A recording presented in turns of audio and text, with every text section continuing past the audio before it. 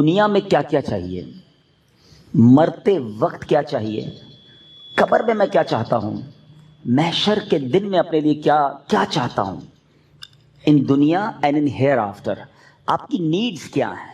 ٹھیک ہے، ان تمام نیڈز کو، ان تمام خواہشات کو ایز اے مسلم مد نظر رکھیے. اور اب میں آپ کے سامنے ایک بہت ہی خوبصورت سا نچوڑ، بہت ساری احادیث کا عطر بیان کرنے جا رہا ہوں. ٹھیک ہے، علماء بیٹھے ہیں اور جانتے ہیں کہ میں جتنے جملے کہوں گا تقریباً تمام ہی کے موضوع پر نبی پاک کی حدیث موجود ہے صلی اللہ تعالیٰ علیہ وسلم. مثال کے طور پہ آپ بیمار ہیں، شفا چاہتے ہیں، درود پاک پڑھیے. آپ اپنی روزی میں برکت چاہتے ہیں، درود پاک پڑھیے. آپ قرضے میں ہیں اور قرضے سے نکلنا چاہتے ہیں، آپ درود پاک پڑھیے. آپ دنیا میں ذلت و رسوائی سے بچ کر عزت چاہتے ہیں، آپ درود پاک پڑھیے. آپ ٹینشن فری لائف چاہتے ہیں، کوئی مصیبت پریشانی میں پھنسوں نہ، آپ درود پاک پڑھیے. آپ چاہتے ہیں کہ مرتے وقت کلمہ نصیب ہو جائے، آپ درود پاک پڑھیے. آپ چاہتے ہیں مرتے وقت نبی پاک علیہ الصلوۃ والسلام کا دیدار نصیب ہو، اور ایسا دیدار نصیب ہو کہ کونین کے والی اپنے ہاتھوں سے قبر میں اتاریں، آپ درود پاک پڑھیے. آپ قبر میں نبی پاک علیہ الصلوۃ والسلام کے جلوے چاہتے ہیں، آپ درود پاک پڑھیے. آپ منکر نکیر کے سوالات میں ثابت قدمی چاہتے ہیں، درود پاک پڑھیے. سنو، قبر میں نبی پاک نظر آئیں اور ان کی پہچان چاہتے ہیں تو درود پاک پڑھیے. بروز محشر جب ساری دنیا اٹھے گی، آپ نبی پاک کے پرچم تلے اٹھنا چاہتے ہیں، لواء الحمد کے ساتھ اٹھنا چاہتے ہیں، آپ درود پاک پڑھیے. حوض کوثر پر بڑا رش ہوگا مگر نبی پاک کے ہاتھوں جام کوثر چاہتے ہیں تو درود پاک پڑھیے. آپ پل صراط پر گھبراتے ہوئے نہیں، ثابت قدمی سے گزرنا چاہتے ہیں، آپ درود پاک پڑھیے. اور سنو، نبی پاک کے ساتھ جنت میں جانا چاہتے ہیں تو درود پاک پڑھیے. مدینے جانا چاہتے ہیں، سرکار کے روضے پہ جانا چاہتے ہیں، آپ درود پاک پڑھیے. اور سنو، میرے آقا کا دیدار کرنا چاہتے ہیں، پھر بھی درود پاک پڑھیے. اب میں نے جتنی باتیں بیان کی ہیں الحمدللہ تقریباً ان تمام باتوں کے پیچھے حدیث پاک موجود ہے. جن کا مطالعہ ہے وہ سمجھ رہے ہوں گے کہ یہ تمام بشارتیں، یہ تمام ریوارڈز، یہ تمام عنایتیں میرے آقا علیہ الصلوۃ والسلام نے احادیث میں بیان فرما دی ہیں. اب مجھے بتاؤ اور کیا چاہیے. ایک مسلمان کو اپنی زندگی، اپنی موت، اپنی قبر اور اپنے حشر کے بارے میں جو کچھ چاہیے میں نے سبھی تو بیان کر دیا. آپ عزت والی زندگی چاہتے ہیں، آپ روزی روزگار میں برکت چاہتے ہیں، ٹینشن فری لائف چاہتے ہیں، ذلیل و رسوا نہ ہو یہ چاہتے ہیں، پریشر میں نہ رہیں یہ چاہتے ہیں، کلمے والی موت ملے، نبی پاک کے دیدار والی موت ملے، قبر میں آقا کے جلوے ہوں، محشر میرے آقا کے ساتھ ہو، اور چاہیے کیا؟ اللہ اکبر. یہ ہے وظیفہ درود پاک. ہم اس کو پہچان ہی نہیں سکے، یہ اس درود پاک کی برکتوں کو جان ہی نہیں سکے. یہ چابی ہے سکسیس کی. اٹ از دا کی آف سکسیس. ایوری پرابلم کا سولوشن درود پاک میں ہے. ایسے نہیں لکھا شاعر نے کہ دکھوں نے تم کو جو گھیرا ہو تو درود پڑھو، دکھوں نے تم کو جو گھیرا ہو تو درود پڑھو، جو حاضری کی تمنا ہو تو درود پڑھو. اللہ کرے کہ بس اس کو ریئلائز کر جائیں اور اب اپنی زندگی میں درود پاک کو بالکل شامل، ایسا شامل کر لیں. اچھا، میں نے جتنی ساری باتیں بتائی نا، ان ساری باتوں کے لیے الگ الگ حدیث تو موجود ہے.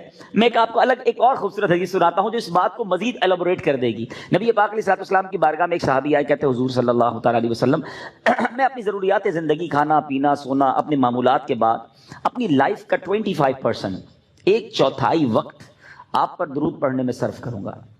نبی پاک علیہ الصلوۃ والسلام نے فرمایا بہت اچھی بات. حدیث کا خلاصہ ہے، تھوڑا بڑھا لو تو اور اچھا ہے. کہتے حضور 50% اب اپنے وقت کو درود پاک میں صرف کروں گا. فرمایا بہت اچھی بات ہے لیکن اور بڑھا لو تو اچھا ہے. کہتے حضور اب 75% درود پاک میں ٹائم گزاروں گا. فرمایا اور بڑھا لو تو اچھا ہے. کہتے بس اب اپنے ضروریات کے بعد حضور سارا دن آپ پر درود پڑھتا رہوں گا. فرمایا اگر ایسا کرو گے تو تمہاری ساری مشکلوں کے لیے کافی ہوگا، تمہاری تمام ضروریات کے لیے کافی ہوگا. اٹ مینز یہ سولوشن ہے. ہم پریشان بھی ہوتے ہیں پھر بھی درود نہیں پڑھتے، ہم قرضے میں ہوتے ہیں درود نہیں پڑھتے، ہمارے کاروبار کی پرابلم آ جاتی ہے ہم درود نہیں پڑھتے، ہم بیمار ہو جاتے ہیں ہم درود نہیں پڑھتے، حالانکہ سب کا علاج ہے. سبحان اللہ. تو اب آج اس خوبصورت اجتماع میں آئے ہیں، یہ پہلے ریئلائزیشن لے کر جائیں کہ میں نے اب اپنی زندگی میں درود پاک کو بالکل ایسا شامل کر لینا ہے جیسے زندگی میں بہت ساری ضروری زندگی کی چیزیں شامل کی ہیں. پہلے تو محبت کے ساتھ درود پاک پڑھ لیں. صلو علی الحبیب صلی اللہ تعالی علی محمد صلی اللہ علیہ وسلم. اب میں ایک اور جہت کی طرف بات کرنا چاہتا ہوں. فضیلت تو سن لی, مزہ بھی بہت آیا, سبحان اللہ بھی بڑی زور سے نکلا. درود پاک کل سے شامل ہوگا یا نہیں اس کی گارنٹی نہیں ہے. اچھا, ہم نے پہلے بھی کئی بار فضیلتیں سنی ہیں. دعوت اسلامی والے تو جب بیان کرتے ہیں پہلے درود پاک کی فضیلت بیان کرتے ہیں, اور جب سنتے ہیں ماشاءاللہ مزہ بھی بہت آتا ہے, لیکن ایک دو دن بعد پھر وہی پورا دن گزر جاتا ہے, درود پاک شامل نہیں ہوتا. میں نے بہت غور کیا, سچی بتا رہا ہوں, میں اپنے لیے غور کیا کہ یار بیان تو بڑے کرتا ہے, تیری زندگی میں کتنے درود ہیں, کتنے پڑھتا ہے روز درود پاک. دنیا کو کہتا ہے روز اتنے 100 درود پڑھو, اتنے پڑھو. میں نے بہت غور کیا کہ یار پڑھتا تو ہوں, لیکن جس کو کہنا کہ زندگی کا جزو لا ينفق بن جائے, ایسا زندگی کا حصہ بن جائے کہ اس کے بغیر زندگی نہ گزرے, تو اس کا طریقہ کیا ہوگا؟ اب دیکھیں, زندگی میں بہت ساری چیزیں آپ کی میری ایسی آئیں جو پہلے نہیں تھیں, مگر ہم نے اس کو زندگی کا حصہ بنایا. مثال کے طور پہ اللہ پاک آپ سب کو ہمیشہ صحت مند رکھے, عافیت میں رکھے, لیکن کبھی کبھی انسان کی زندگی میں ایسا موقع آتا ہے دوائی آ جاتی ہے. ڈاکٹر کہتا ہے آپ کو جناب یہ پرابلم ہو گئی ہے, اب صبح دوپہر شام یہ دوائی پینی ہے آپ نے, اور حال میں پینی ہے. ہم کیا کرتے ہیں, ڈاکٹر کے سامنے یہ تو نہیں کہتے انشاءاللہ, اس کے بعد گھر چلے جاتے ہیں. ڈاکٹر اگلے مہینے جاتے ہیں, کیا ہوا, بولا وہ نعرہ تو لگایا تھا, دوائی تو نہیں پینی. نہیں, فوراً پلان, ادھر نیت, فوراً پلان, باہر نکلتے ہی پہلے اس کا پرچہ لے کے جاتے ہیں میڈیکل اسٹور پہ, 1 مہینے کی دوائی دو. اسٹارٹ شروع کیا نا, نیت کی اور پلاننگ شروع کی سسٹم میں لانے کے لیے. اب ذرا پوائنٹ سمجھیے گا, جو میں نے ریئلائز کیا آج آپ کو فارمولہ دے دیتا ہوں. اچھا, دوائی لی. اچھا, ہم جیسا آدمی جو بیزی ہے وہ کیا کرتا ہے, وہ دوائی بھی تھوڑی زیادہ لیتا ہے.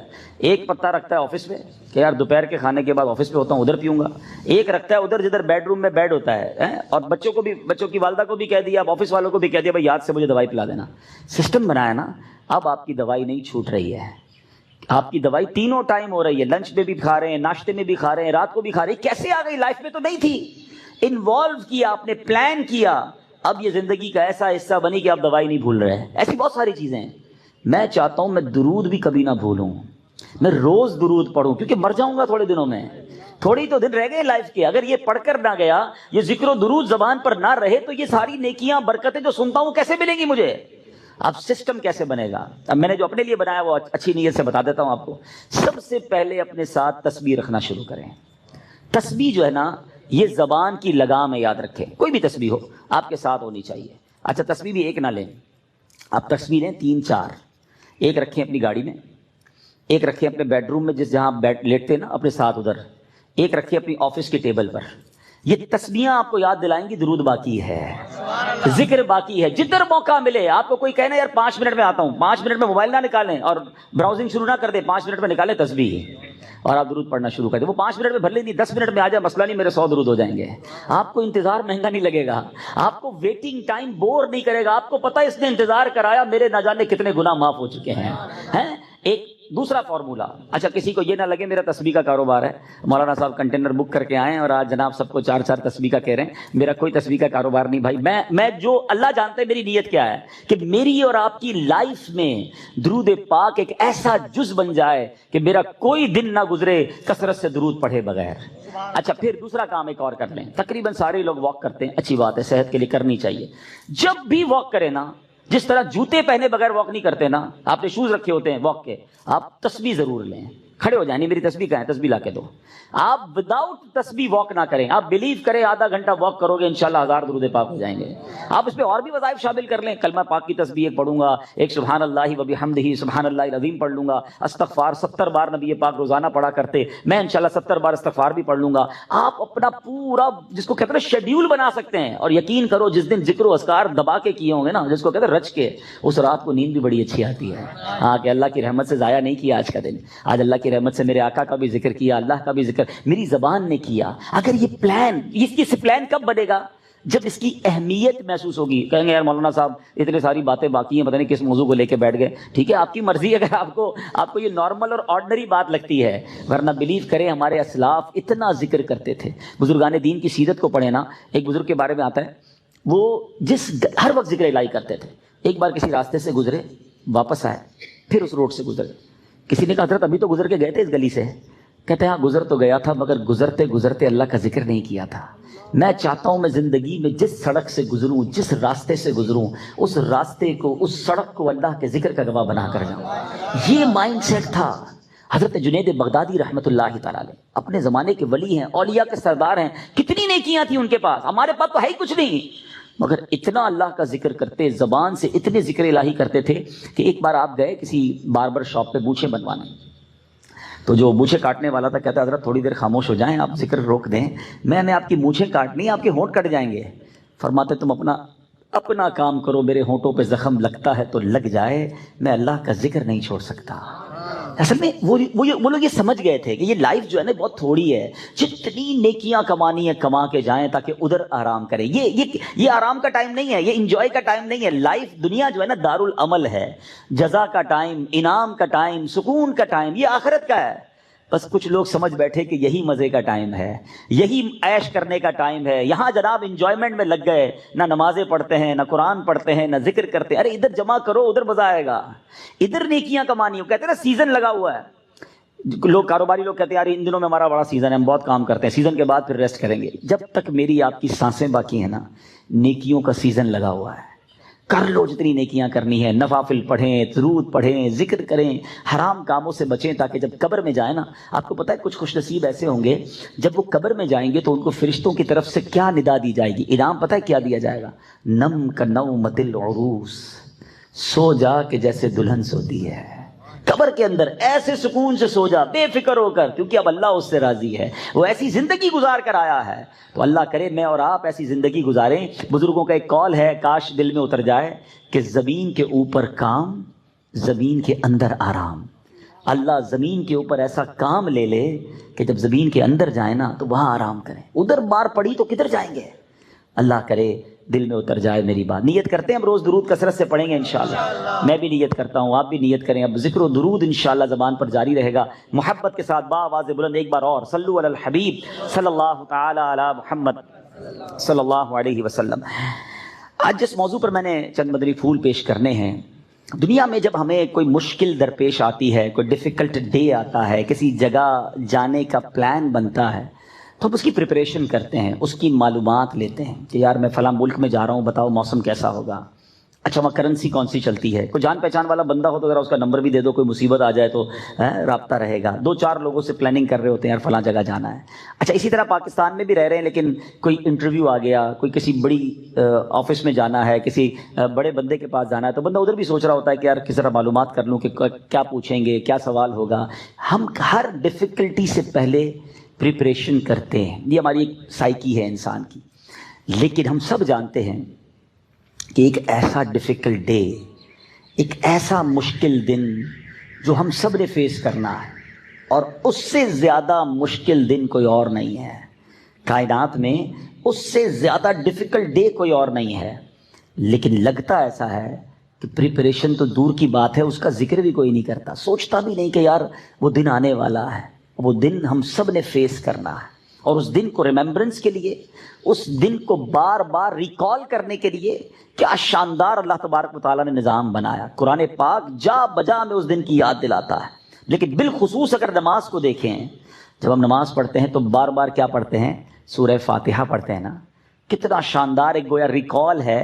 بسم اللہ الرحمن الرحیم، الحمد للہ رب العالمین، الرحمن الرحیم، مالک یوم الدین۔ ہر روز پڑھ رہے ہیں، روزے جزا کا مالک ہے اللہ۔ کیا ہے؟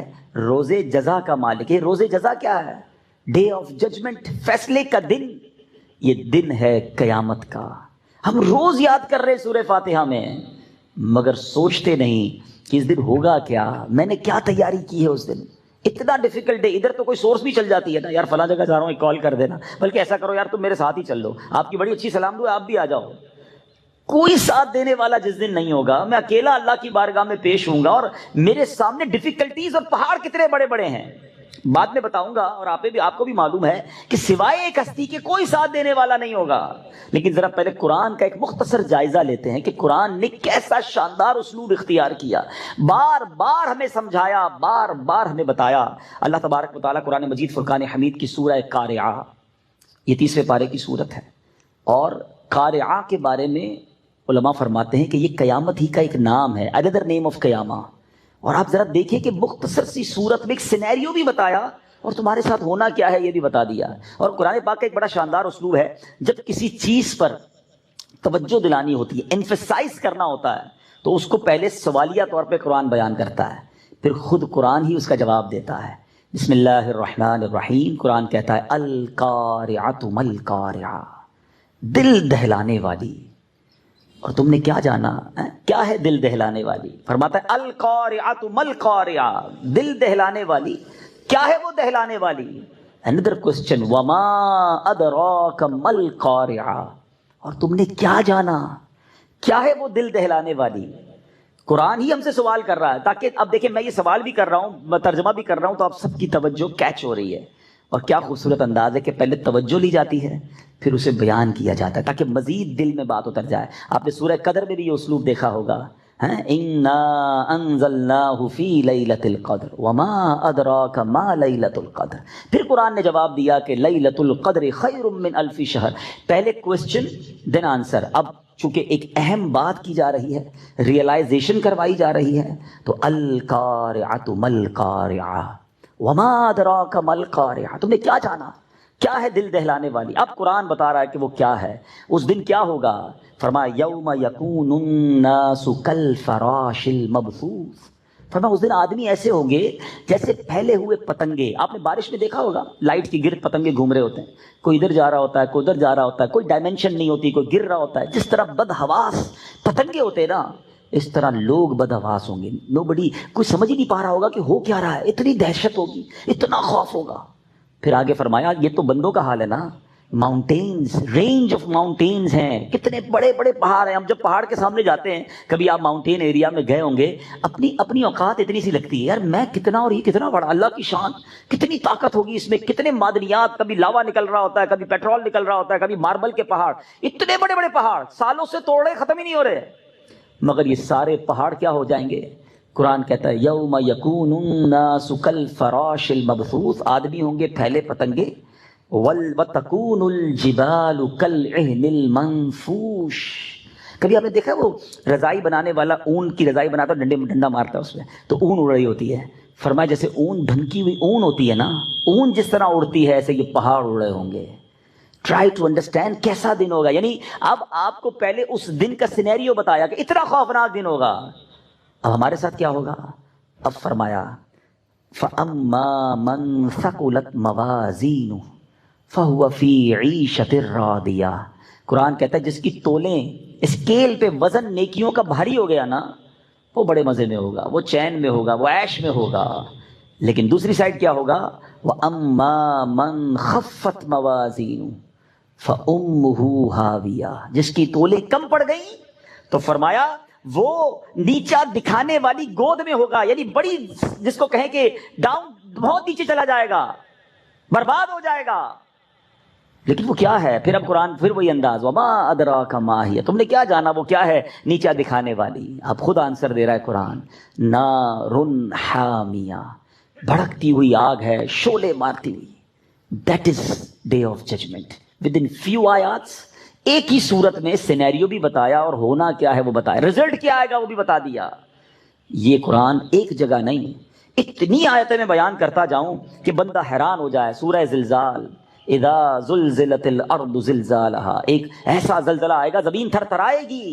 اور کیسی تھر تھر آئے گی؟ واخرجت الارض اثقالها، زمین اپنے خزانے باہر نکال دے گی. جو کچھ زمین میں ہے مردے بھی باہر آ جائیں گے، خزانے بھی باہر آ جائیں گے. ایسا زلزلہ ہوگا، ایسا ارتھ کویک ہوگا. مگر اس کے بعد کیا ہوگا؟ وقال الانسان ما لها، اور آدمی کہے گا اس زمین کو کیا ہو گیا، یہ اتنا کیوں ہل رہی ہے؟ یومئذ تحدث اخبارها، فرمایا اس دن وہ اپنی خبریں بتائے گی. آج بندہ کہتا ہے یار ٹھیک ہے میں گڑبڑ کرتا ہوں، گناہ کرتا ہوں، کوئی دیکھ تو نہیں رہا نا، دروازہ بند کر دو، لائٹ آف کر دو، فلاں ملک چلتے ہیں، فلاں شہر جاتے ہیں، اپنے وطن میں لوگ جاننے والے ہیں، ادھر تو کوئی نہیں دیکھ رہا. یہ زمین گواہی دے گی. قرآن کہتا ہے، ابھی تھوڑی دیر پہلے میں نے کہا نا کہ ایک بزرگ کا اسٹائل تھا کہ جدھر سے گزرتے تھے ذکر کرتے ہوئے تاکہ وہ زمین میری گواہی دے. میں ایک مشورہ بھی دوں گا، جو ٹریولرز ہیں نا، گھومتے پھرتے رہتے ہیں، بزنس ٹرپ پہ جاتے ہیں، ویسے ہی بڑے ٹورزم کے شوقین ہیں، آپ جدھر جایا کرو نا لالچ کر کے ادھر نماز پڑھا کرو کہ یار 2 رکعت ادھر بھی پڑھ لوں. اچھا ادھر گیا ہوں کسی بزنس میٹنگ میں، کسی ملک میں، کسی شہر میں، ذرا رکو یار وضو کر لوں، ٹائم ہے، ایک نماز ادھر پڑھ لوں. اس جگہوں کو اپنے سجدوں کے گواہ بناؤ، اپنے ذکر کی گواہ بناؤ. زمین کے بہت سارے حصے تمہاری نیکیوں کے گواہ ہونے چاہیے. انفارچونیٹلی بہت سارے لوگ ایسے ہیں جن کے زمین کے بہت سارے حصے گناہوں کے گواہ ہیں. یہ زمین اللہ کرے میری اور آپ کی یہ گواہی دے انشاءاللہ، یہ جو زین بھائی کا گھر ہے ان کا گارڈن یہ گواہی دے گا کہ مولا یہ سب جمع ہوئے تھے اور یہاں تیرا ذکر کیا تھا، تیرے حبیب کا ذکر کیا تھا، اے اللہ یہ تیرے بندے ہیں اور تجھ سے محبت کر رہے تھے. یہ ہم سب نے سوچنا ہے. لیکن بہت سارے لوگوں کے ایسے بھی جناب حصے ہیں زندگی کے، ایسے گناہ ہیں کہ جو جہاں جاتے ہیں گناہ کرتے ہیں. وہ غور کرے وہ اللہ کو کیا جواب دیں گے. کوئی گواہ کی ضرورت نہیں ہے، زمین گواہی دے گی. اللہ کرے کہ ہم گناہوں سے بچ کر زندگی گزارنے والے بن جائیں. آگے قرآن کہتا ہے ایسی صورت کی جو آخری آیتیں ہیں، فَمَن يَعْمَلْ مِثْقَالَ ذَرَّةٍ خَيْرًا يَرَهُ، تو جس نے ذرہ بھر نیکی کی وہ دیکھے گا. وَمَن يَعْمَلْ مِثْقَالَ ذَرَّةٍ شَرًّا يَرَهُ، جس نے ذرہ بھر بھی گناہ کیا وہ دیکھے گا. آج بندہ کہتا ہے تھوڑی سی تو بات ہے یار، کون دیکھ رہا ہے؟ چلتا ہے ہماری مارکیٹ میں تھوڑا بہت جھوٹ بولنا چلتا ہے. اب فیملی ہے یار، فیملی میں تھوڑا بہت چلتا ہے، بچوں کی خوشی میں چلتا ہے. نہیں جناب، ذرہ بھر گناہ بھی دکھایا جائے گا.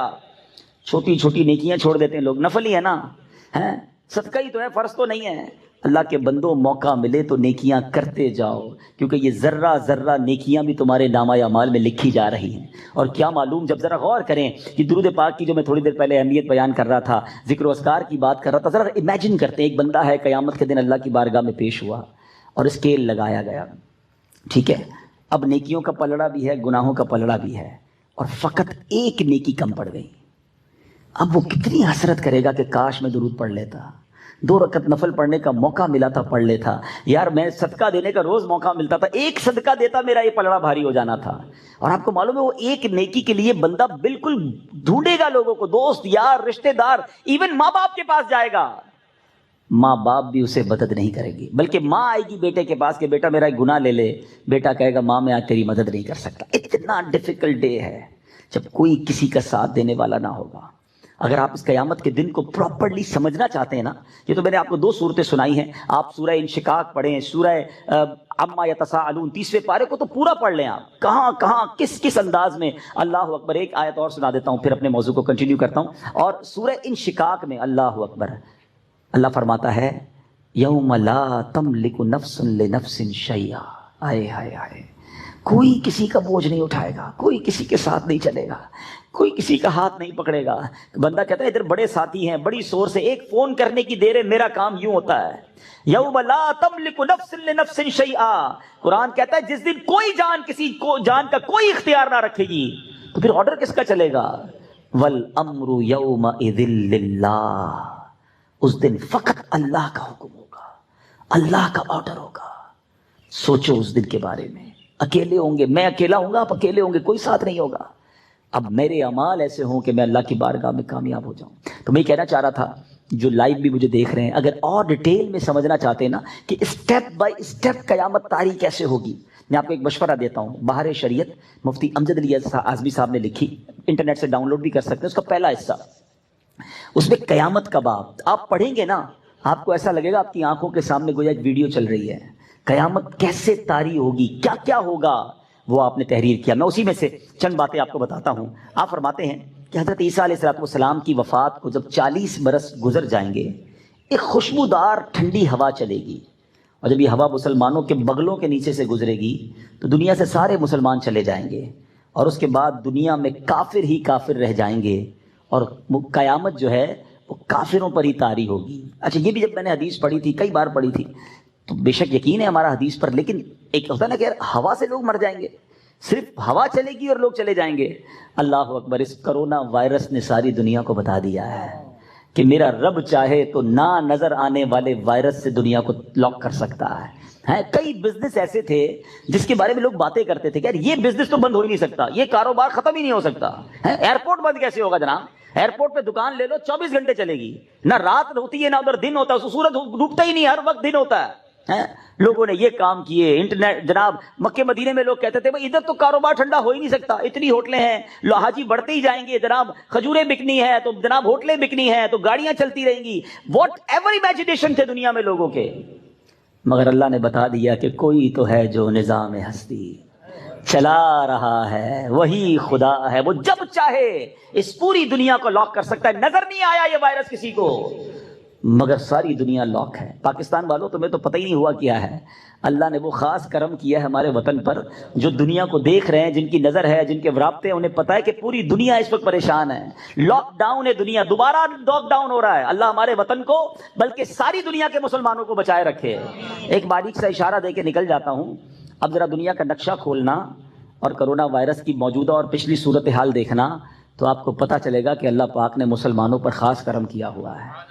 جدھر جدھر مسلمان ہیں سارے چین میں اللہ کی رحمت سے۔ ہاں یہ دیکھ لیں، اور یہ اللہ کی شان ہے۔ پچھلے دنوں میری امریکہ بات ہو رہی تھی، وہاں کے جو بہت بڑے ڈاکٹر تھے مسلمان ہیں، تو ان سے بات ہو رہی تھی، کہہ رہے ہمارے یہاں باقاعدہ ایک سیمینار ہوا، ایک میٹنگ کال ہوئی کہ پاکستان کو اسٹڈی کریں، 22 کروڑ کا ملک ہے، ان کے پاس میڈیکل فیسلٹیز نہیں ہیں، صفائی ستھرائی کا یہ حال ہے، اور جناب وہ لوگ بغیر ماسک لگائے گھوم رہے ہیں، ادھر کوئی اتنا بڑا مسئلہ نہیں ہے، ہمارے ہاسپٹل میں جگہ نہیں۔ کہتے سارے غیر مسلم ڈاکٹر تھے۔ میں نے کہا وجہ کوئی اور نہیں ہے، وہ کلمہ پڑھنے والے ہیں، وہ اذانیں دینے والے ہیں، وہ وضو کرنے والے ہیں، وہ اولیاء کو ماننے والے ہیں۔ اے میرے میٹھے اسلامی بھائیوں، آج نہیں، انشاءاللہ تاریخ بتائے گی، 2020 پر کتابیں لکھی جائیں گی۔ 2020 اتنا جلدی دنیا نہیں بھولے گی، اس پر بڑی ریسرچ ہونی ہے اور اگلے کئی سو سال تک ہونی ہے، اور دنیا نے اس بات کو پھر جا کے ماننا ہے کہ جناب اسلام تھا جو مسلمانوں کو بچا گیا۔ اور بہت ساری ایسی چیزیں تھیں، اولیاء کا فیضان پاکستان پر ہے۔ اللہ سلامت رکھے میرے پیر و مرشد کو۔ جب سے لاک ڈاؤن لگا ہے وہ دن ہے، آج کا دن ہے، روزانہ مدنی چینل پر اذان ہو رہی ہے،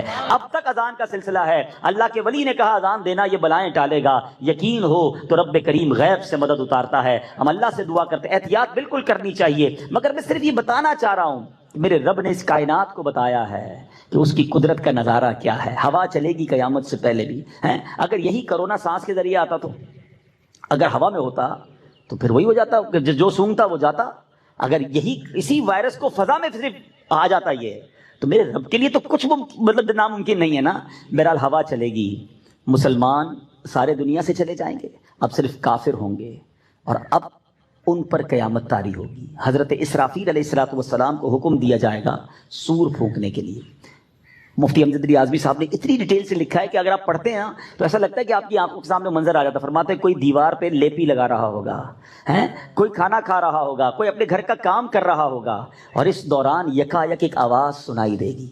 سب لوگ کان لگائیں گے کہ یہ کیسی آواز ہے، ہلکی سی آواز ہوگی، اور دفعتاً یہ آواز تیز ہوتی جائے گی۔ حضرت اسرافیل جو سور پھونکیں گے نا، وہ آواز تیز ہوتی جائے گی، اور تیز ہوتی جائے گی، اور تیز ہوتی جائے گی، اور اتنی تیز ہو جائے گی کہ اب سارے لوگ بے ہوش ہو جائیں گے، اور آخرکار سب دنیا سے چلے جائیں گے۔ حضرت اسرافیل بھی چلے جائیں گے، سور بھی فنا ہو جائے گی، دنیا میں کوئی نہیں بچے گا، جنوں انس فرشتے سب فنا ہو جائیں گے۔ اللہ اکبر۔ اب اس وقت کیا ہوگا؟ اس وقت اللہ کریم عز و جل کی طرف سے ایک اعلان ہوگا، لمن الملک اليوم، آج کس کی بادشاہت ہے؟ کہاں ہے جبارین؟ کہاں ہے متکبرین؟ کہاں ہے وہ لوگ جو کہتے تھے میرے بغیر دنیا کا نظام نہیں چل سکتا؟ لمن الملک اليوم۔ مگر احادیث میں الفاظ ہیں، کوئی جواب دینے والا ہوگا تو جواب دے گا نا۔ اللہ تبارک و تعالیٰ ہی جواب عطا فرمائے گا، للہ الواحد القہار، صرف اللہ واحد قہار کی سلطنت ہے۔ پھر جب تک اللہ چاہے گا، یہ پھر دنیا میں صرف اللہ ہی ہوگا۔ پھر اس کے بعد اب پھر دوبارہ سور کو پیدا کیا جائے گا، پھر حضرت اسرافیل علیہ السلام کو زندہ کیا جائے گا، اور پھر سور پھونکی جائے گی۔ اب سب لوگ اہل محشر اپنی قبروں سے نکلیں گے۔ ترتیب پتہ ہے کیا ہوگی؟ سب سے پہلے میرے آقا علیہ السلام قبر منور سے نکلیں گے، روضہ انور سے، مدینہ منورہ سے۔ اور سنو، صدیق اکبر رضی اللہ تعالیٰ عنہ اور حضرت عمر فاروق کی شان دیکھو کہ نبی پاک کے ساتھ ہاتھوں میں ہاتھ ڈالے یہ بھی محشر کی طرف آئیں گے۔ ایک بار نبی پاک علیہ السلام صحابہ کے پاس آئے، اور حیات طیبہ میں دائیں ہاتھ میں حضرت ابوبکر صدیق کا ہاتھ ہے، بائیں ہاتھ میں حضرت عمر فاروق کا ہاتھ ہے، اور تشریف لائے، فرمایا دیکھ لو جیسے آج آئے ہیں محشر کے دن بھی ایسے ہی آئیں گے۔ پھر اہل بقی، اہل معلا، جنت المالا، اہل بقی، اور یہ سب لوگ اپنی اپنی قبروں سے نکلیں گے۔ ملک شام کی سرزمین پر یہ میدان سجایا جائے گا، سب لوگ محشر کے میدان میں پہنچیں گے۔ زمین تانبے کی ہوگی، سورج 1.25 میل پر ہوگا۔ پہلے اتنا پسینہ لوگوں کو بہے گا، کتابوں میں لکھا ہے کہ زمین جذب کرے گی 70 ہاتھ، 70 یارڈز پسینہ جذب ہو جائے گا۔ اب زمین میں بھی جذب کرنے کی طاقت نہ رہے گی، پھر وہ پسینہ اوپر آئے گا۔ جیسے جیسے گناہ ہوں گے، کسی کے ٹخنوں تک، کسی کے گھٹنوں تک، کسی کی کمر تک، سارے لوگ پریشان۔ آدھا دن قیامت کا انتظار میں گزرے گا۔ آج کسی کو دھوپ میں 5 منٹ کھڑا کرو نا، میں آ رہا ہوں، تو 5 منٹ میں بندہ پسینہ پسینہ ہو جاتا ہے۔ دھوپ میں 5 منٹ بھی نہیں کھڑے رہ سکتے، ایسی دھوپ، ایسی پیاس، اور 50% آف دا ڈے صرف انتظار میں گزر جائے گا.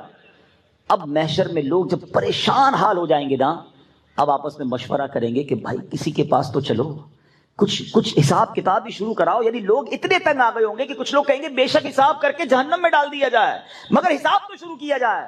اس قدر فرسٹریٹ. اب اس کے بعد اہل محشر کہیں گے کہ حضرت آدم کے پاس چلتے ہیں. سب گھومتے گھومتے ڈھونڈیں گے حضرت آدم علیہ السلام کو, کہیں گے آپ ابو البشر ہیں, آپ اللہ تبارک و تعالیٰ نے آپ کو بڑا مرتبہ دیا, آپ صفی اللہ ہیں, آپ جنت میں اللہ تبارک و تعالیٰ کے کرم سے رہے ہیں, حضور آج ہماری مدد کیجیے, آج ہمارا حال دیکھیے, ہم آپ کی اولاد ہیں. حضرت آدم علیہ السلام فرمائیں گے کہ آج مجھے خود اپنی فکر ہے, آج اللہ نے جیسا غضب کیا ایسا پہلے کبھی نہیں کیا, کسی اور کے پاس جاؤ, اذهبوا الی غیری. اہل محشر حضرت نوح کے پاس جائیں گے, وہ بھی مدد نہیں کریں گے. حضرت موسیٰ کے پاس جائیں گے, وہ بھی مدد نہیں کریں گے. اس کے بعد وہ جب حضرت ابراہیم خلیل اللہ علیہ نبینا علیہ السلام کے پاس جائیں گے, وہ بھی فرمائیں گے میں تمہاری آج مدد نہیں کر سکتا. کہیں گے پھر آپ ہی تو بتائیں جائیں کس کے پاس؟ تو وہ کہیں گے کہ آج ان کے پاس جاؤ جن کے ہاتھ پر فتح کا باب ہے, جو شافع روز محشر ہیں, جو جناب رسول اللہ صلی اللہ تعالی علیہ وسلم ہیں, وہ اللہ کے حبیب ہیں, خاتم النبیین ہیں, وہی تمہاری مدد کریں گے. اب یہ سارے محشر کے لوگ ڈھونڈتے ڈھونڈتے نبی پاک علیہ الصلوۃ والسلام کے پاس آئیں گے, بڑی امید کے پاس آئیں گے, فریاد کریں گے حضور ہمارا حال دیکھیں, ہماری کیفیت دیکھیں, ہم آپ کے امتی. نبی پاک علیہ الصلوۃ والسلام یہ نہ فرمائیں گے اذهبوا الی غیری, میرے آقا فرمائیں گے انا لہا انا صاحبکم, آؤ میرے غلاموں میں آج اسی دن کے لیے ہوں, میں تمہاری مدد کروں گا. اب ذرا میں محشر کی اس پورے سینیریو کو یہاں روکتا ہوں, اور ایک سوال کریٹ ہوتا ہے. یہ ساری باتیں تو حدیث میں ہمیں پتہ چل گئی ہیں, تو ہم قیامت کے دن نہیں جائیں گے حضرت آدم کے پاس؟ کیوں جائیں حضرت ابراہیم کے پاس؟ کیوں جائیں حضرت نوح کے پاس؟ ہم ڈائریکٹ نبی پاک کے پاس چلے جائیں گے. کتابوں میں لکھا, نبی پاک نے صحابہ کو بتا دیا. اللہ اکبر. علماء کہتے ہیں معلوم بے شک ہو گیا ہے, مگر قیامت کے دن سب بھلا دیا جائے گا. یہ سب کچھ ہوگا, یہ سب کچھ اہل محشر کریں گے. تو کیوں کریں گے؟ وجہ کیا ہے, اس کا ریزن کیا ہے؟ اللہ اکبر. اس کے پیچھے بھی بڑا کمال کا جواب ہے. اور جب بھی ذہن میں کوئی گتھی الجھ جائے نا, تو بریلی کے تاجدار بڑی آسانی سے سلجھا دیتے ہیں. چلو چلتے ہیں اعلیٰ حضرت کے دربار میں کہ آپ بتائیں یہ امت کو پھرایا کیوں جائے گا, یہ سارا محشر کیوں تلاش کرے گا, پہلے ایک نبی کے پاس پھر دوسرے کے پاس. اعلیٰ حضرت کہتے ہیں خلیل و نجی, مسیح و صفی, سبھی سے کہیں بھی بنی. سب کے پاس گئے نا, حضرت آدم کے پاس بھی گئے, حضرت نوح کے پاس بھی گئے, حضرت ابراہیم کے پاس بھی گئے, حضرت موسیٰ کے پاس, کہیں بات بنی نہیں بنی؟ خلیل و نجی, مسیح و صفی, سبھی سے کہیں بھی بنی. یہ بے خبری کہ خلق پھری کہاں سے کہاں تمہارے لیے, تمہارے لیے پھرانا تھا, ساری دنیا کو بتانا تھا کہ زمین و زماں تمہارے لیے, چنین و چنا تمہارے لیے, مکین و مکان تمہارے لیے, بنے دو جہاں تمہارے لیے, آقا دہن میں زباں تمہارے لیے, بدن میں ہے جاں تمہارے لیے, ہم آئے یہاں تمہارے لیے, اٹھے بھی وہاں تمہارے لیے. ساری کائنات کو یہ منظر دکھانا ہے. جناب ایک اور لاجیکلی کوسچن کریٹ ہوتا ہے, قبر سے اٹھتے ہاتھ میں رپورٹ کارڈ پکڑا دیا جاتا, تم جو ہے مجرم ہو, جہنم میں جاؤ, تم جناب سعادت مند ہو, مقبول ہو, جنت میں جاؤ, اپنے اپنے راستے چلے جاتے. اتنا بڑا میدان محشر سجانا, ساری دنیا کو جمع کرنا, اس کے پیچھے ریزن کیا ہے؟ عشق کا جواب سن لو. کہتے ہیں فقط اتنا سبب ہے انعقاد بزم محشر کا. There is only one reason to create that huge day of judgment. ایک ہی وجہ ہے, فقط اتنا سبب ہے انعقاد بزم محشر کا. آقا تمہاری شان محبوبی دکھائی جانے والی ہے. دیکھیں نا, مسلمان تو ایک لمیٹڈ ہے نا, بہت سارے اس وقت بھی دنیا میں لوگ ہیں, بلکہ زیادہ وہ لوگ ہیں جو نبی پاک کو نہیں مانتے, اسلام کو نہیں مانتے, اور ایسے ساری دنیا میں زیادہ ہی ہوں گے. جب قیامت طاری ہوگی, اگر خربوں لوگ ہوں گے تو اس میں بہت بڑی تعداد وہ ہوگی جو غیر مسلموں کی ہوگی. ساری زندگی اللہ سے دور رہے, اللہ کے نبی سے دور رہے.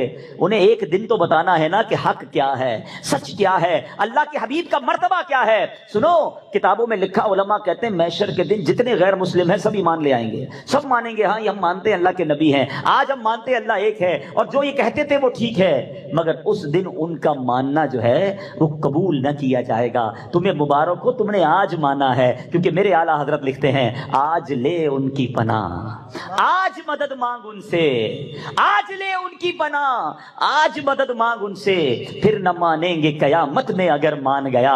ادھر تو سارے مان جائیں گے مگر ادھر کا ماننا نہ ماننا ہوگا. بہرحال میرے بیچ اسلامی بھائیوں, اب کیا ہوگا؟ نبی پاک سجدہ فرمائیں گے. وہ کیسا سجدہ ہوگا؟ اللہ کا اپنے حبیب علیہ الصلوۃ والسلام سے پیار دیکھیں, رحمت الہی دیکھیں. نبی پاک جب سجدے میں جائیں گے نا, اور جب اس سجدے میں نبی پاک طویل سجدہ کریں گے تو نبی پاک سے کہا کیا جائے گا؟ کتنے خوبصورت, کتنے محبت بھرے الفاظ ہیں. یا محمد ارفع راسک, اے حبیب اپنا سر اٹھاؤ. وقل تسمع, کہو تمہاری بات سنی جائے گی. وصل تعطا, سوال کرو پورا کیا جائے گا.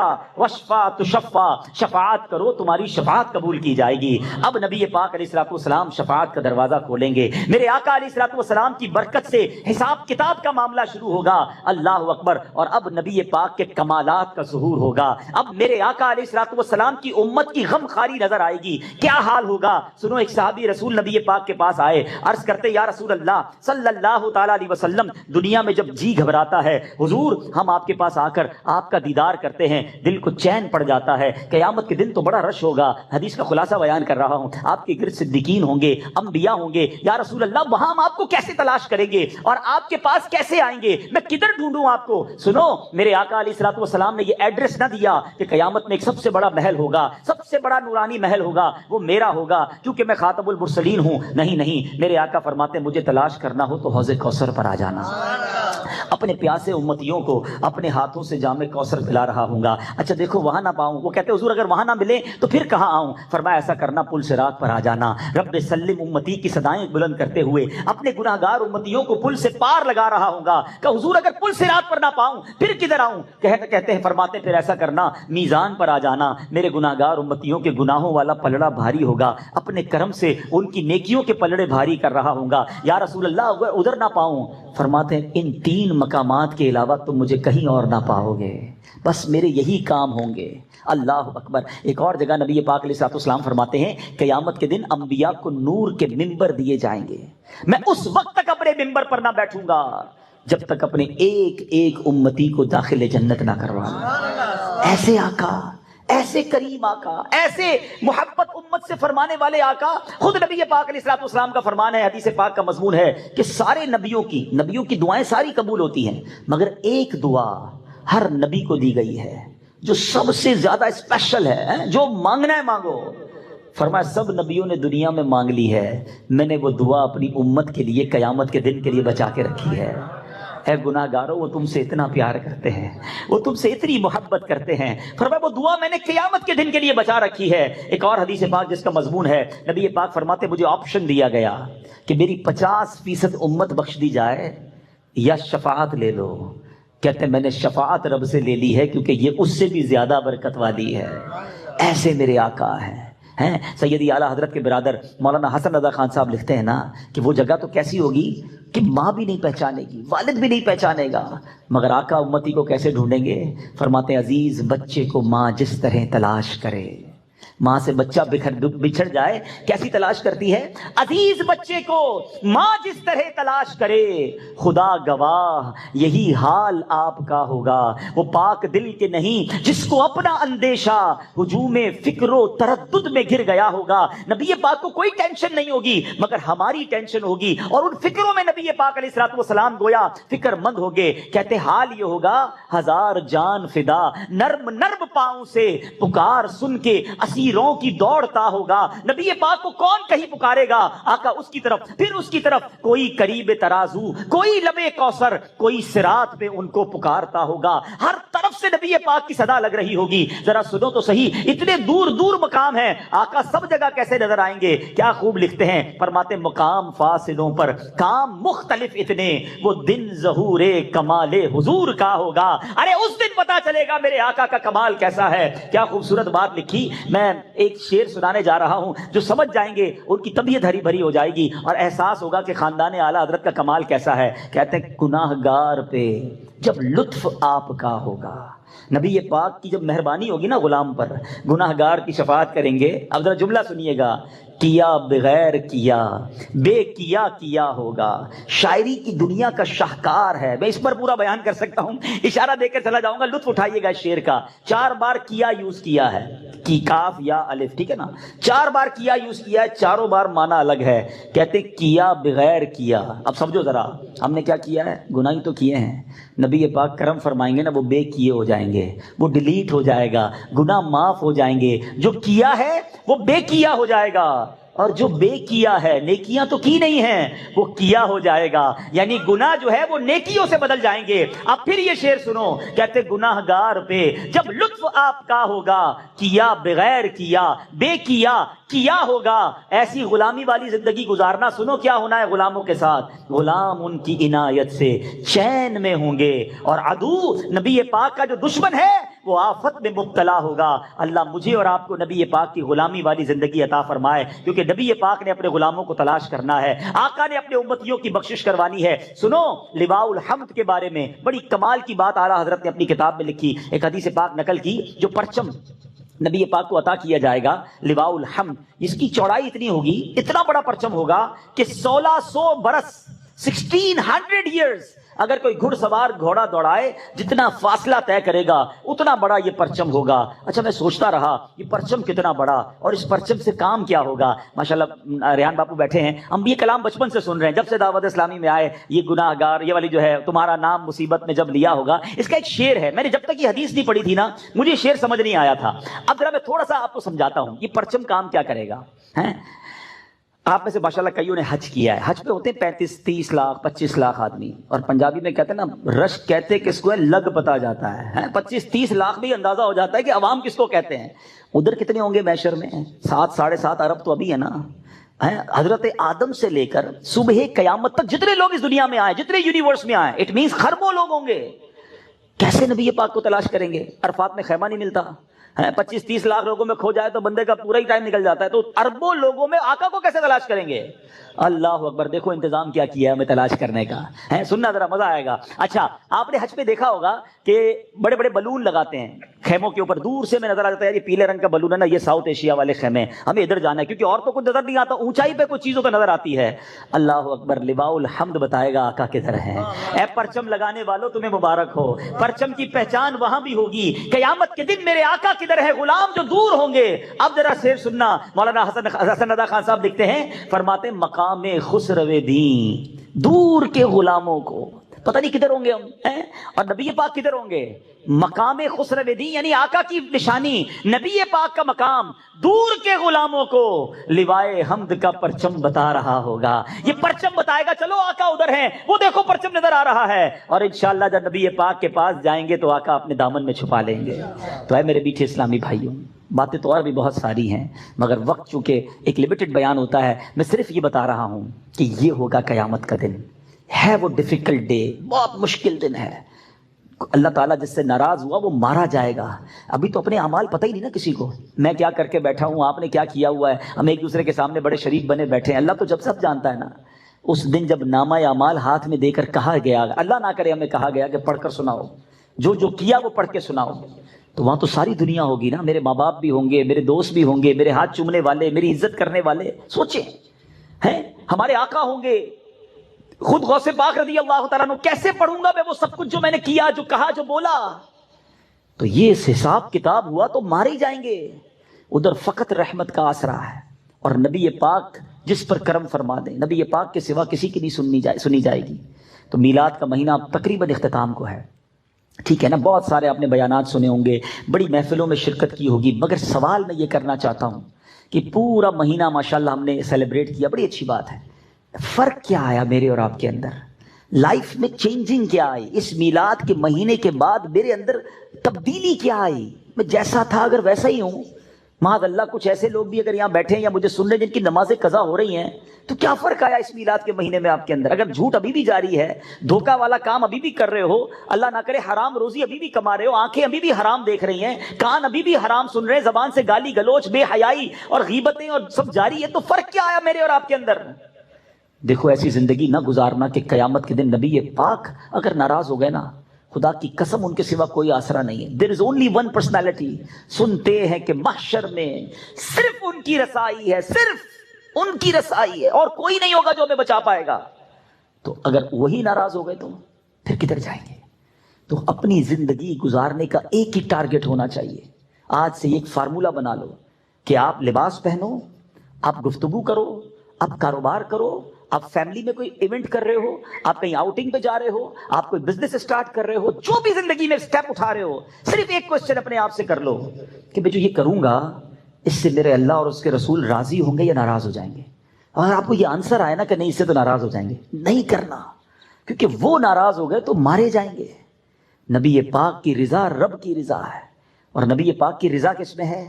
نبی پاک فرماتے ہیں جعلت قرۃ عینی فی الصلاۃ, نماز میں میری آنکھوں کی ٹھنڈک ہے. تو نیت کریں انشاءاللہ کہ آج کے بعد ہماری کوئی نماز قضا نہیں ہوگی. آقا کی رضا کس میں ہے؟ فرماتے جس نے میری سنت سے محبت کی اس نے مجھ سے محبت کی, اور جس نے مجھ سے محبت کی کانا معی فی الجنہ, وہ جنت میں میرے ساتھ ہوگا. آقا کی رضا ان کے طریقے پر عمل کرنے میں ہے. تو اپنی زندگی میں سنتوں کو شامل کریں, یہ سوچ کر شامل کریں کہ نبی پاک کو ناراض نہیں کر سکتا. وہ ناراض ہو گئے تو میں گیا کام سے, میرے تو آپ ہی سب کچھ ہے رحمت عالم, میں جی رہا ہوں زمانے میں آپ ہی کے لیے. تو اپنی ہر زندگی کے کام کو ایک بار پھر کراس چیک کر لیں, اور ان تمام کاموں کو چھوڑیں جو اللہ اور اس کے رسول کے فرمان کے خلاف ہے, ورنہ محشر کے دن کوئی کام نہیں آئے گا, کوئی دوست, کوئی بینک بیلنس, کوئی سپورٹ کرنے نہیں آئے گا. اللہ کرے کہ زندگی میں ہم یہ تبدیلی لانے میں کامیاب ہوں. اللہ سلامت رکھے دعوت اسلامی کے مدنی ماحول کو, جو ہمیں بار بار یہ ریئلائز کرواتے ہیں, بار بار یہ سمجھاتے ہیں کہ توبہ کرو اور زندگی ایسی گزارو کہ نبی پاک کے پیچھے پیچھے پھر جنت میں جائیں. تو نبی پاک کی سنتوں پر عمل والی زندگی گزارنے کے لیے دعوت اسلامی کے آپ مدنی ماحول سے وابستہ ہوں. آپ ایسے بیانات سننا چاہتے ہیں تو آپ مدنی چینل کو بار بار سنیں, ایسے پروگرامز اس میں آتے ہیں. پھر اسی طرح آپ مدنی دعوت اسلامی کے اجتماعات میں شرکت کریں, مدنی قافلوں میں سفر کریں. نبی پاک کی سنتوں پر عمل کرنا آسان ہو جائے گا. اچھا کچھ لوگ جب دور رہتے ہیں نا, انہیں لگتا ہے یہ باتیں بہت اچھی کر رہے ہیں مولانا صاحب, لیکن یار اگر میں ریلیجس لائف میں آ جاؤں گا تو پھر لائف کا سکون, جو انجوائمنٹ ہے وہ تو ساری ختم ہو جائے گی, بڑی خوش سی لائف ہو جائے گی. میں بھی داڑھی والا ہو جاؤں گا, میں بھی نمازی ہو جاؤں گا, میں بھی جناب, پھر تو یہ پارٹیز اور یہ سارا ہلا گلا. اصل پرابلم پتہ ہی کیا ہے کہ جن لوگوں نے عشق رسول والی اور سنتوں والی لائف گزاری نہیں, وہ سمجھتے ہیں یار ان کی لائف بڑی خشک ہے. میں صحیح بتاؤں, ساری رات فلم دیکھنے میں وہ مزہ نہیں ہے جو یاد رسول میں آنسو بہانے میں ہے. ایک رات ایسی گزار کے دیکھو جو مدینے کی یاد میں گزرے. یقین کرو نیند نہیں آئے گی لیکن روح بھی روشن ہو جائے گی, روح بھی خوش ہو جائے گی.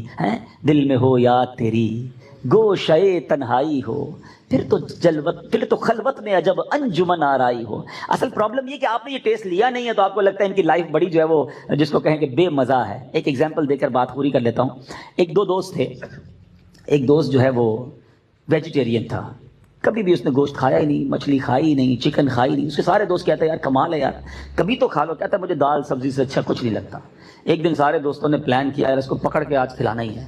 پکڑا اور اس کے منہ میں ایک دوست نے ذرا اچھا سا چکن جو ہے نا ٹکا اس کے منہ میں ڈال دیا. اس نے کھایا, کہتا یار کمال ہے, یہ اتنی مزے کا ہوتا ہے, تھوڑا اور دینا. دوبارہ کھایا, پھر تیسری بار, اچھا یہ فش ہے یہ بھی چکھاؤ. اس نے کہا رکھو بھائی, یہ دال سبزی ساری زندگی یہی کھاتا رہا, مجھے کیا پتا اس میں اتنا ٹیسٹ ہے. تو مسئلہ یہ ہے کہ جنہوں نے پارٹیز, ڈانس اور گانے اور باجے اور بے حیائی فلموں میں سکون دیکھا ہے نا, انہوں نے ابھی تک تلاوت قرآن کا سکون دیکھا ہی نہیں ہے. رات کو اٹھ کر تہجد میں اللہ کی بارگاہ میں ہاتھ اٹھا کر رو کر دعا کرنے کا جو سکون ہے نا, وہ آپ نے دیکھا ہی نہیں ہے. اللہ کی قسم, فرانس, پیرس, جاپان اور امریکہ کے سپنے دیکھنے والوں, تم نے مدینے کی یاد میں تڑپنا دیکھا ہی نہیں ہے. جب یہ لطف آ گیا نا تو اندازہ ہوگا کہ اصل زندگی تو یہ ہے. فیملی لائف بھی اچھی ہو جائے گی, کاروبار بھی اچھا ہو جائے گا, پرسکون اور پیسفل ہارٹ آپ کو مل جائے گا. تو آئیے آج چینج کیجئے. بہت عرصہ نافرمانی والی لائف گزار لی نا, اب اس بار اللہ کی رضا والی, نیکیوں والی, سنتوں والی, عشق رسول والی لائف گزاریں اور پھر دیکھیں لائف کا لطف کیسا آتا ہے. تو دعوت اسلامی آپ کو ویلکم کرتی ہے. اسی طرح الحمدللہ دعوت اسلامی کا ایک ایئرلی ایونٹ ہوتا ہے, میں اس کی بھی آپ کو آج آفر کر رہا ہوں, اناؤنسمنٹ کر رہا ہوں. دعوت اسلامی 100 سے زیادہ ڈپارٹمنٹ میں کام کر رہی ہے. جو مدنی چینل دیکھتے ہیں انہیں ماشاءاللہ پتا ہے کہ کتنا ہیوج کام ہے. ان 100 میں سے 2 ڈپارٹمنٹ بڑے کمال کے ہیں. ایک ہے جامعۃ المدینہ اور ایک ہے مدرسۃ المدینہ. اور یہ 2 ڈپارٹمنٹ کرتے کیا ہیں؟ یہ بناتے ہیں حافظ قرآن, عالم دین, یہ پڑھاتے ہیں ناظرہ قرآن. آج کل اسلام پر بڑے حملے بھی ہو رہے ہیں, اور ہمیشہ یاد رکھیں جب بھی اسلام پر حملہ ہوتا ہے نا اس کا جواب دیتے ہیں علماء. علم دین اور علماء دین کی بقا ہیں. یہ دین کی بقا کے لیے علماء ضروری ہے، کیونکہ کتابیں لکھ کر تقریریں کر کے جواب دینا علماء کا کام ہوتا ہے. تو علم کی دین کی بقا کے لیے علماء ضروری ہیں.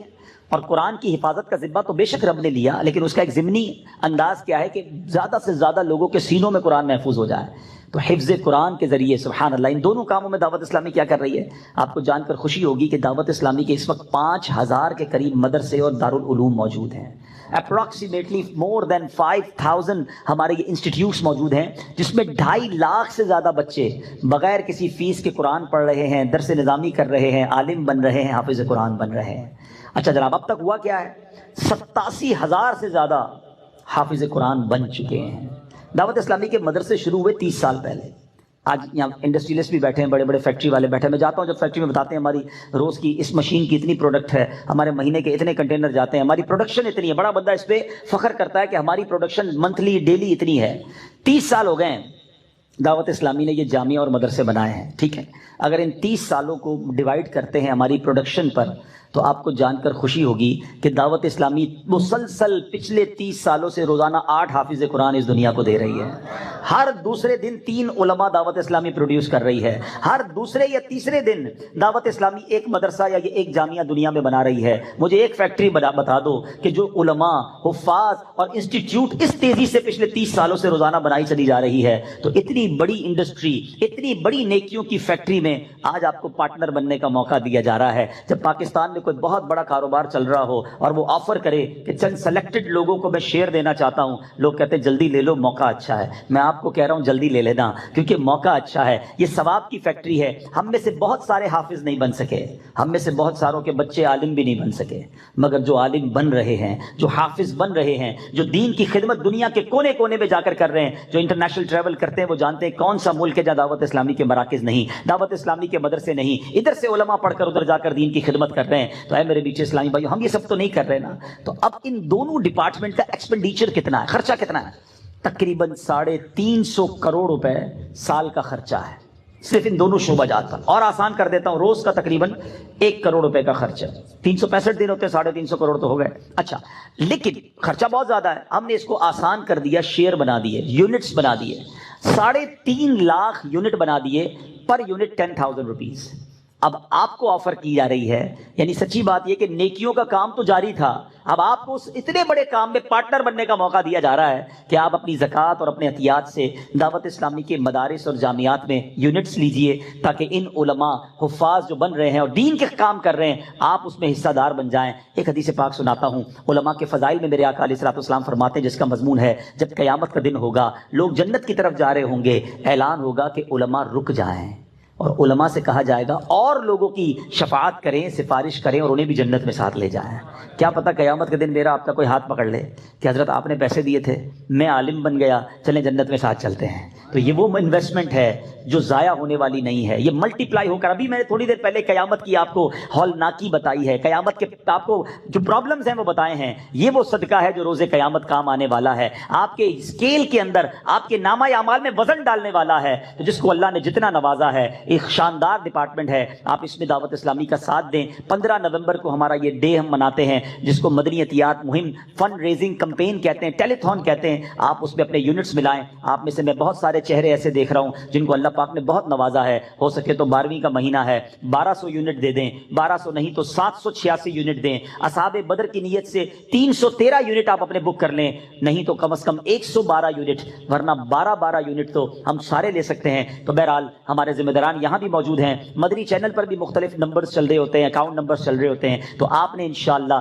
دعوت اسلامی کے اس ٹیلی تھون میں ضرور حصہ ملانا ہے اور دل و جان سے ملانا ہے. اللہ کریم سے دعا کرتا ہوں رب کریم روز محشر وہاں کی ذلت و رسوائی سے ہمیں بچائے، وہاں کی گھبراہٹ سے بچائے، وہاں کی پریشانیوں سے بچائے. نبی پاک کے لواء الحمد تلے ہمیں اٹھنا نصیب فرمائے، ہمارا نامہ اعمال ہمیں سیدھے ہاتھ میں عطا ہو. اور اے کاش جو بے حساب جنت میں جانے والے خوش نصیب ہوں ان میں ہمارا بھی شمار ہو جائے. اور اللہ کریم ہمیں اپنی راہ میں دل کھول کر خرچ کرنا نصیب فرمائے. آمین بجاہ النبی الامین صلی اللہ تعالی علیہ وسلم. صلو علی الحبیب.